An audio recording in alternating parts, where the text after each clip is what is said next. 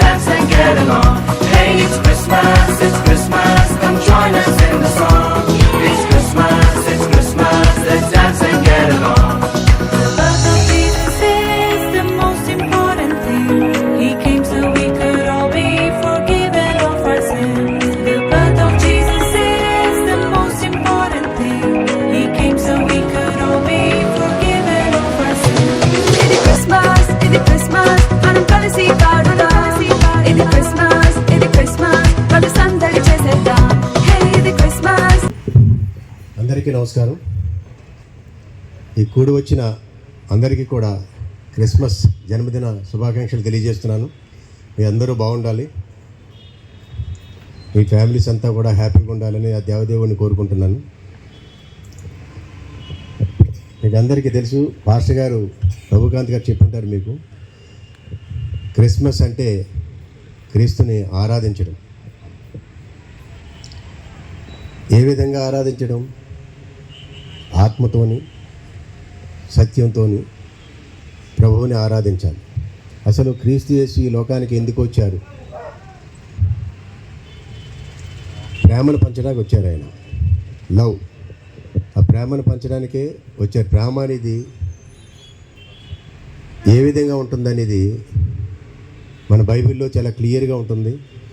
కొరింథీయులు 13లో చాలా క్లియర్గా ఉంటుంది బైబిల్లో. ప్రేమ మత్సరపడదు, డంబం చూపించదని. అలాగే బైబిల్ నిన్ను వలే నీ పొరుగువాన్ని ప్రేమించమని ఉంటుంది. అంటే నిన్ను వలే అంటే మనం మన యొక్క శరీరం మీద మనం ఎంత వ్యామోహంతోటో, తర్వాత మన శరీరం మీద ఎంత శ్రద్ధ తీసుకుంటామో మన అద్దంలో చూసుకుని మనం ఎంత పొంగిపోతూ ఉంటామో, అదే మాదిరి మీ నైబర్స్ని ప్రేమించమని ప్రభు యొక్క సందేశం. పాస్టర్ గారు ఇప్పుడు చెప్పి ఉన్నారు, మొత్తం లోకవాళ్ళకి ఒక్కరికే కాదు, మొత్తం సమస్త జనావాళ్ళకి కూడా సంతోషకరమైన రోజు ఈరోజు. కాబట్టి నిన్ను వలె నీ పొరుగువాన్ని ప్రేమించమని ఎందుకు చెప్పారు బైబిల్లో? దాన్ని మనం అన్వయించుకోవాలి మన పోలీస్ డిపార్ట్మెంట్తో. ఎలా అంటే, పోలీస్ స్టేషన్కి ఎవరన్నా బాధితుడు వస్తాడు, ఆ బాధితుడిని మన కుటుంబ సభ్యుల్లాగా లేకపోతే మన నైబర్ లాగా అతన్ని కనుక మనం ట్రీట్ చేసినట్టయితే మన ఫ్రెండ్లీ పోలీసింగ్కి ఒక అర్థం ఉంటుంది. ఎందుకంటే జనరల్గా పోలీస్ స్టేషన్కి వచ్చే వాళ్ళు కూడా నెగిటివ్ ఒపీనియన్తో వస్తారు. మనకేమీ పెద్దగా ఇబ్బంది ఉండదు, ఇబ్బంది అంత క్లియర్ అవ్వదు అన్న ఉద్దేశంతో వస్తారు. మీరు వచ్చిన వెంటనే వాళ్ళని ప్రేమతో ఆహ్వానించి కూర్చోబెట్టి, మా సిఐ గారు వస్తున్నారు, కాసేపు కూర్చోమ్మా, మీకు న్యాయం చేస్తారు, లేకపోతే మా ఎస్ఐ గారు వస్తారు, ఖచ్చితంగా మీ మాట విని మీకు న్యాయం చేస్తారు, మీరు గాబరా పడవద్దు, టెన్షన్ పడకుండా మంచినీళ్ళు తాగండి, కూర్చోండి అని చెప్తే వాడు 50% బాధను మర్చిపోతారు. చాలామంది ఫ్యామిలీస్ ఈ లవ్ అండ్ ఎఫెక్షన్కి దూరం అయిపోయి చాలా ఫ్యామిలీస్ విడిపోతున్నాయి. ఎందుకంటే ప్రేమ అనేది మనిషిని కట్టిపాడేస్తుంది.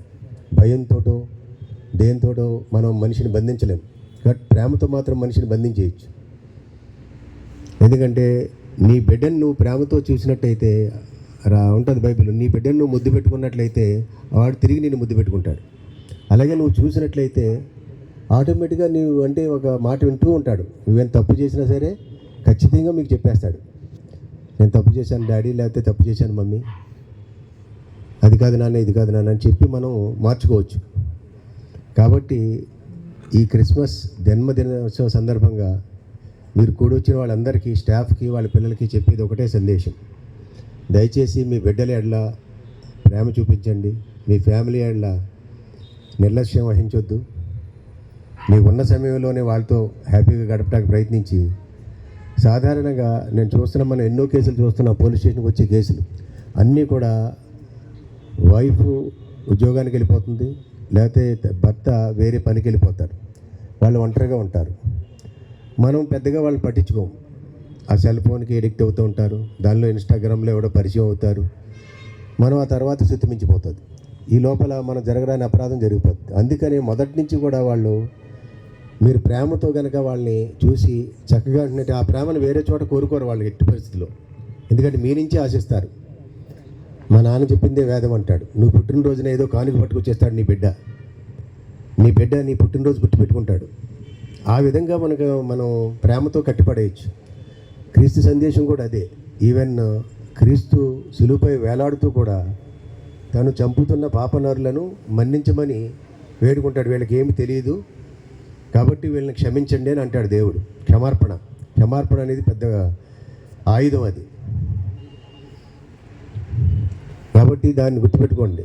మీరు గమనించే ఉంటే గాంధీ మహాత్ముడు ఒక చెంపదెబ్బ కొడుతూ ఇంకో చెప్పించేవాడు. ఎందుకోసం?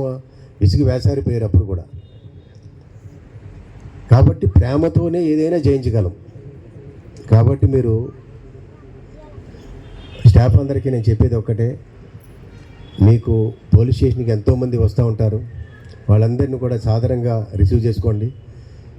ఈ రోజున ఒక డెసిషన్ తీసుకోండి. ఆల్రెడీ మీరు చేస్తున్నారు, మీ సిఐ గారి ఆధ్వర్యంలో చక్కగా చేస్తున్నారు. అదే మాదిరి ఇక్కడ చేయడానికి మంచి ఏరియా ఇది. ఎందుకంటే చాలా చిన్న గొడవలతో పోలీస్ స్టేషన్కి వస్తారు, పెద్ద పెద్ద ఇష్యూస్ కాదు. మీరు కనుక ఒక 10 నిమిషాలు కాన్సన్ట్రేట్ చేసి వాళ్ళు జాగ్రత్తగా వాళ్ళతో మేము సభ్యులు అని అనిపించుకుంటే వెంటనే డిఫ్యూజ్ అయిపోతుంది, హ్యాపీగా వెళ్ళిపోతారు వాళ్ళు. కాబట్టి ఈ రోజున మించి మీరు ఒక నిర్ణయం తీసుకోండి. ఖచ్చితంగా వచ్చిన వాళ్ళకి మనం మేలు చేద్దాం.